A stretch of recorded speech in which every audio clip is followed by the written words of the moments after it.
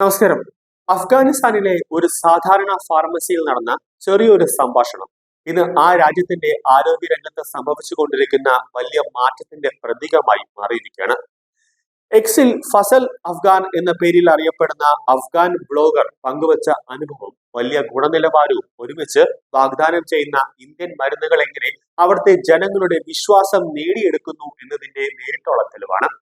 പാകിസ്ഥാനിലും തുർക്കിയിലും സാധാരണയായി ഉപയോഗിക്കുന്ന പാരസെറ്റമോളിനേക്കാൾ 4 ഇരട്ടി വില കുറഞ്ഞ ഇന്ത്യൻ ഗുളികകൾ തലവേദന പെട്ടെന്ന് മാറിയെന്ന അദ്ദേഹത്തിന്റെ കുറിപ്പ് വെറും വ്യക്തിപരമായ അനുഭവം മാത്രമല്ല, അഫ്ഗാൻ ഔഷധ വിപണിയിൽ സംഭവിച്ചുകൊണ്ടിരിക്കുന്ന വലിയ തിരഞ്ഞുനോട്ടത്തിന്റെ സൂചന കൂടിയാണ്. പതിറ്റാണ്ടുകളായി അഫ്ഗാനിസ്ഥാൻ ആരോഗ്യരംഗത്ത് പാകിസ്ഥാനെ ആശ്രയിച്ചിരുന്നുവെന്നത് യാഥാർത്ഥ്യമാണ്. ഭൂമിശാസ്ത്രപരമായ സാമീപ്യവും കുറഞ്ഞ ചെലവിലുള്ള കരമാർഗങ്ങളും പാകിസ്ഥാനെ സ്വാഭാവിക വിതരണക്കാരനാക്കി മാറ്റി. എന്നാൽ അതിർത്തി സംഘർഷങ്ങളും രാഷ്ട്രീയ തർക്കങ്ങളും അതിനൊപ്പം ഗുണനിലവാരത്തെക്കുറിച്ചുള്ള ഗുരുതര പരാതികളും ഈ ആശ്രയത്വത്തെ ചോദ്യം ചെയ്യാൻ അഫ്ഗാൻ ഭരണകൂടത്തെ നിർബന്ധിച്ചു. നിലവാരത്തെക്കുറിച്ചുള്ള തുറന്ന വിമർശനവും തുറന്ന് പ്രഖ്യാപിച്ച നിരോധനവും അഫ്ഗാൻ വിപണിയെ പുതിയ വഴികൾ തേടാൻ പ്രേരിപ്പിച്ചു. ഇവിടെയാണ് ഇന്ത്യ അഫ്ഗാനിസ്ഥാന്റെ വിശ്വസ്യയോഗ്യമായ പങ്കാളിയായി മുന്നോട്ട് വരുന്നത്. കുറഞ്ഞ വിലയിൽ ഗുണനിലവാരമുള്ള മരുന്നുകൾ നൽകുന്ന ഇന്ത്യയുടെ ഫാർമസ്യൂട്ടിക്കൽ വ്യവസായം ഇതിനകം തന്നെ ആഗോളതലത്തിൽ തന്റെ കഴിവ് തെളിയിച്ച ഒന്നാണ്. അതേ കഴിവും ഉത്തരവാദിത്വ ബോധവും അഫ്ഗാനിസ്ഥാനിലേക്കുള്ള കയറ്റുമതിയിലും ഇന്ത്യ പ്രകടിപ്പിച്ചു. 2024-25 സാമ്പത്തിക വർഷത്തിൽ മാത്രം $100 കോടി മൂല്യമുള്ള ഇന്ത്യൻ മരുന്നുകൾ കാബൂളിലെത്തിയത്. ഈ വിശ്വാസ ബന്ധത്തിന്റെ ആഴം വ്യക്തമാക്കുന്നതും ഇന്ത്യയുടെ വ്യാപാര പങ്കാളിത്തം വെറും വ്യാപാര ഇടപാടുകളിൽ ഒതുങ്ങുന്നതല്ല. ഔഷധക്ഷാമം രൂക്ഷമായ ഘട്ടത്തിൽ ജീവൻ രക്ഷിക്കുന്ന മെഡിക്കൽ സാമഗ്രികൾ അടിയന്തരമായി അയച്ചുകൊണ്ട് ഇന്ത്യ മനുഷ്യകാരുണ്യത്തിന്റെ ശക്തമായ സന്ദേശം നൽകിയത്.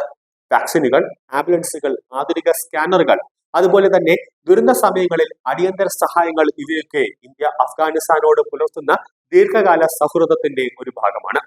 കാബൂളിലെയും മറ്റ് പ്രവിശ്യകളിലെയും ആശുപത്രികളിലും ക്ലിനിക്കുകളിലെയും ഇന്ത്യൻ സഹായത്തോടെ നിലനിൽക്കുന്നത് ഈ ബന്ധത്തെ കൂടുതൽ ആഴത്തിലാക്കുന്നുണ്ട്. ഇന്ത്യൻ ഫാർമ കമ്പനികൾ ഇന്ന് അഫ്ഗാനിസ്ഥാനിൽ ചെയ്യുന്നത് വെറും മരുന്ന് വിൽപ്പനയല്ല, പ്രാദേശിക ആരോഗ്യ സംവിധാനത്തെ ശക്തിപ്പെടുത്താനുള്ള ഒരു ദീർഘകാല കാഴ്ചപ്പാടാണ്. സാങ്കേതിക വിദ്യാ കൈമാറ്റം, പ്രാദേശിക ഉൽപാദന സൗകര്യങ്ങൾ, പരിശീലനം, ഇവയൊക്കെ ഉൾക്കൊള്ളുന്ന സഹകരണ പദ്ധതികൾ അഫ്ഗാനിസ്ഥാനെ സ്വയം പര്യാപ്തതയിലേക്ക് നയിക്കാനുള്ള ശ്രമങ്ങളാണ്.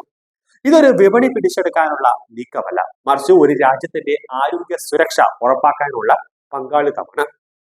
ഇതിന്റെ ഫലമായി അഫ്ഗാൻ ഫാർമസികളിലെ ഷെൽഫുകളിൽ ഇന്ന് ഇന്ത്യൻ മരുന്നുകൾ കൂടുതൽ ഇടം പിടിക്കുകയാണ്.